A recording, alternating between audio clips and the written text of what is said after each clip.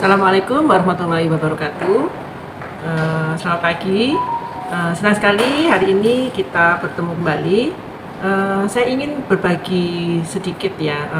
Tadi pagi ketika selesai sholat subuh, Pak Ustadz di masjid itu menyampaikan tentang memaafkan.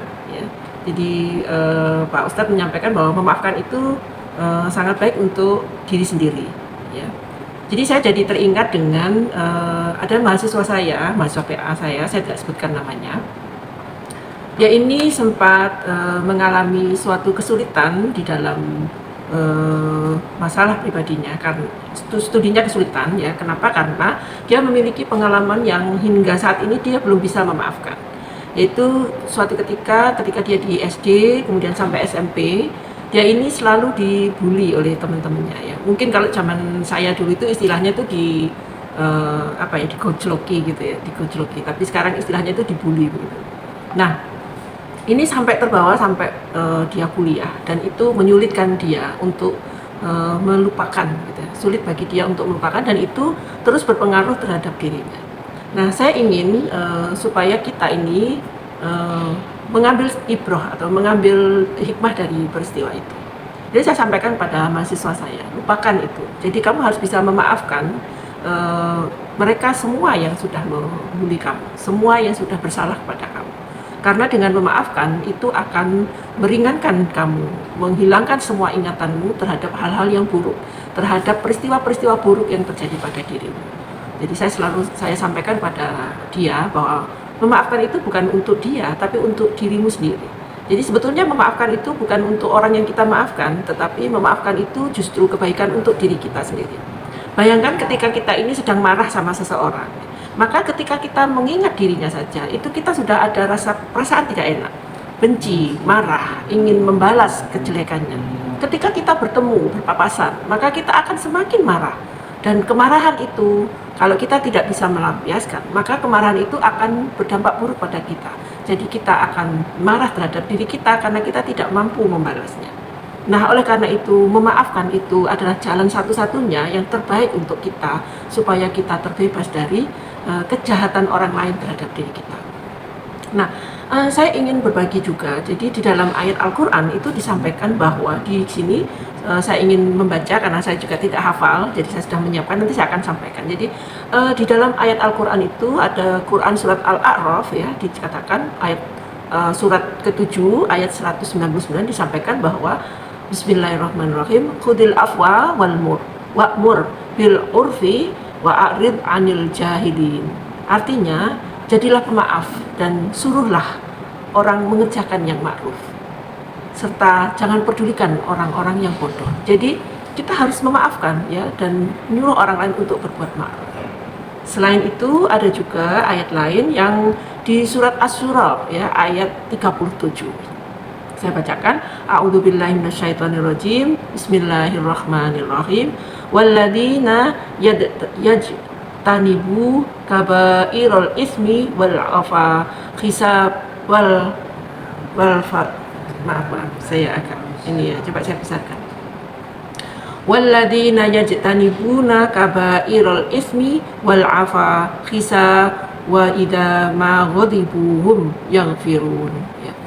Artinya, dan juga bagi orang-orang yang menjauhi dosa besar dan perbuatan-perbuatan keji, dan apabila mereka marah, segera memberi maaf.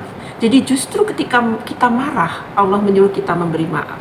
Jadi justru ketika kita marah, kita disuruh memberikan maaf. Itu kan kadang-kadang sesuatu yang sulit ya, tetapi Allah Maha Tahu, dan Allah adalah satu-satunya zat yang paling tahu tentang kita, karena Allah yang menciptakan kita, pasti Allah tahu apa yang terbaik bagi kita. Satu lagi saya ingin berbagi, di sini ada juga ayat lagi. A'udzubillahi minasyaitonirrajim. Ini ayat Asy-Syura ayat bukan. Ini tadi sudah. Ya. Jadi surat An-Nur ya. Surat An-Nur ayat 22 ya. Di sini bunyinya a'udzubillahi minasyaitonirrajim. Bismillahirrahmanirrahim. Wala ya'tali ulul fadli minkum wasa'ati ayyutu ulil qurba wal masakina wal muhajirina fi sabilillah wal ya'fu wal yasfahu ala tuhibbuna ayyaghfirallahu lakum wallahu ghafurur rahim. Artinya, dan janganlah orang-orang yang mempunyai kelebihan dan kelapangan di antara kamu bersumpah bahwa mereka tidak akan membantu kerabatnya dan orang-orang miskin dan orang-orang yang berhijrah di jalan Allah. Hendaklah mereka memaafkan dan berlapang dada. Apakah kamu tidak suka bahwa Allah mengampunimu dan Allah Maha Mengampun lagi Maha Penyayang? Jadi ini asbabul nuzul dari ayat ini adalah ketika salah satu sahabat Rasulullah SAW, dia itu biasa memberikan bantuan kepada keluarganya, tetapi keluarganya itu berlaku kurang baik. Kemudian dia berniat untuk tidak memberikan lagi, menyetop bantuannya. Oleh karena itu turunlah ayat ini, dikatakan bahwa justru dengan begitu, dengan orang lain berbuat buruk pada kita, meskipun kita sudah berbuat baik, maka itu akan memberikan kebaikan untuk kita. Jadi teruslah tetap berbuat baik, meskipun orang lain itu yang kita berbuat baik kepada dia itu tidak berbuat baik kepada kita. Teruslah berbuat baik. Jadi oleh Rasulullah dengan ayat ini, sahabat tersebut disarankan untuk tetap melanjutkan kebaikan atau bantuan yang dia berikan. Disampaikan di sini, difirmankan di dalam ayat ini, apakah kamu tidak suka bahwa Allah mengampunimu? Jadi ketika kita marah, semakin besar godaan itu, kemudian kita memaafkan, maka Allah akan makin besar maafnya kepada kita. Tentu kita sangat senang apabila kita banyak kesalahan, kemudian Allah memaafkan kita. Saya kira itu kemudian kita bisa mengambil banyak banyak pelajaran dari memaafkan.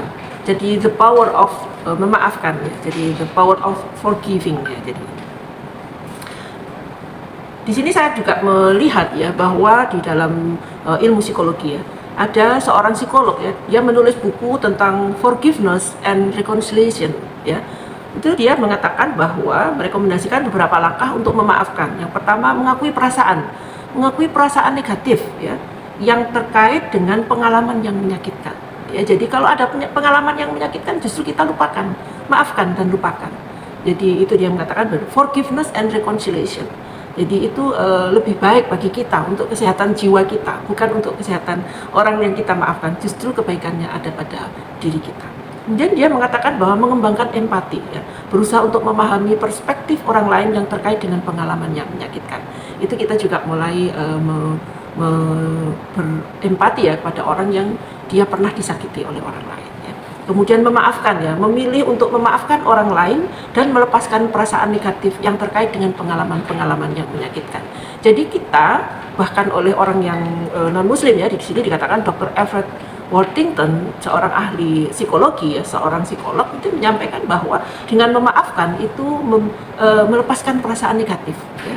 Jadi kita justru diminta untuk memaafkan, bukan untuk memendam ya, atau bukan untuk kita membalas, justru memaafkan itu lebih baik untuk kita. Saya juga ingin satu lagi ya, di sini ada ada satu lagi ya. Di sini dikatakan oleh Dr. Frederick Luskin ya. Dr. Frederick Luskin ini seorang ahli psikologi juga. Dia menulis buku Forgive for Good. Ya, jadi artinya, jadi justru memaafkan itu untuk kebaikan kita. Forgive for good. Ya, jadi memaafkan dapat membantu mengurangi stres, depresi, ansietas. Jadi tadi saya sampaikan di awal video saya menyampaikan bahwa justru dengan memaafkan itu kita menjadi lebih baik perasaan kita. Dengan memaafkan, kita ketemu dengan orang yang sudah menyakiti kita, itu kita menjadi sesuatu yang biasa saja, tidak menjadi sakit hati kita.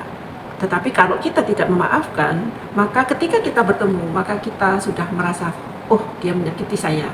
Maka ada rasa marah, ada rasa benci, ada rasa dendam. Dan itu justru akan menyakiti diri kita.